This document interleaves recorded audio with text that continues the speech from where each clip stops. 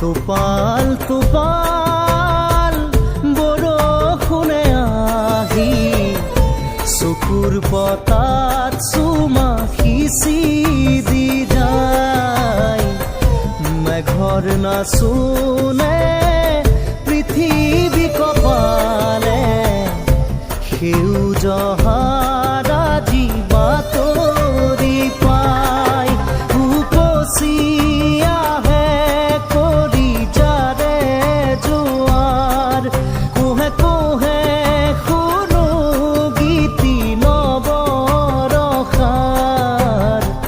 টোপাল টোপাল বৰষুণে আহি চকুৰ পতাত চুমা সিঁচি